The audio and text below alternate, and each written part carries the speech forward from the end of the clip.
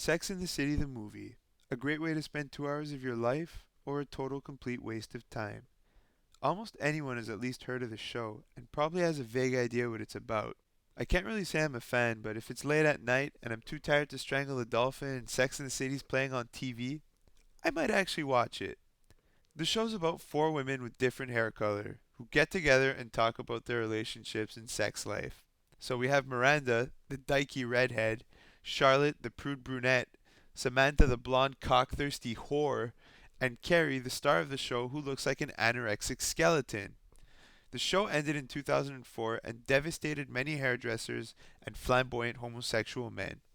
So much so that they decided to release a movie in 2008. 4 years later, these women look like they've aged quite a bit. It's hard to think of them as MILFs, let alone sex symbols. Ah, who am I kidding? I'd still do Charlotte and Samantha.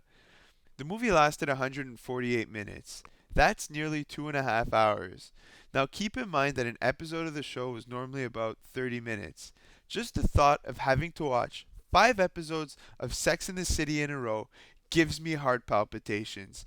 I mean, even if they're very good episodes with partial nudity and comical diarrhea in the elevator scenarios, 2.5 hours of female dialogue is one of the scariest things I can possibly think of. So let's cut the bullshit and go back to the opening question. Sex in the City, a great way to spend 2 hours of your life or a total complete waste of time? Let's add a third option. I want my money back. This movie fucking sucks. Let me go over the plot.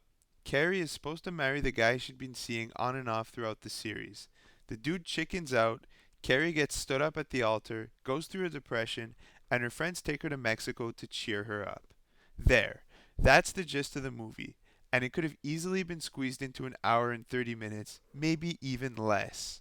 There's just no point in dragging out this kind of movie. The plot is as predictable as an episode of Full House. The women have lost their kinky charm and have just become boring.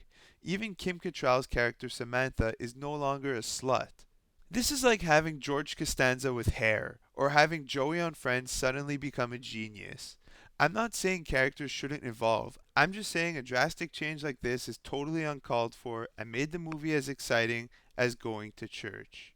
And I'm not talking about black church where it's all like, praise the Lord Jesus!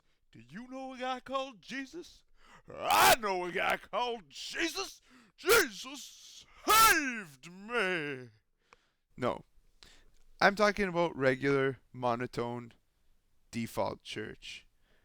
Boring, crappy, lame church, where they talk like William Shatner on antidepressants. William Shatner on antidepressants, yeah. Let's see, what else can I say to turn everyone against this movie? There's a scene where you see a guy's dong. -5 points right there. To make up for that, you do see Miranda's knockers, but she's my least favorite out of the four. And Kim Cattrall has a scene where she's lying down naked, covered with sushi in her genital areas. I don't know, I just wasn't turned on by this. Maybe it's because she's 50. So that's pretty much my take on the movie. Boring, predictable, not entertaining, too fucking long. But I spoke to a true fan of the show, and apparently I missed all the great elements of the movie. Supposedly, there were a lot of pairs of Gucci shoes and Louis Vuitton purses, and that's what made this movie fantastic. Everyone's entitled to their opinion, and as such, I'm going to rate this movie a Gucci shoe up Kim Cattrall's 50-year-old wrinkly ass.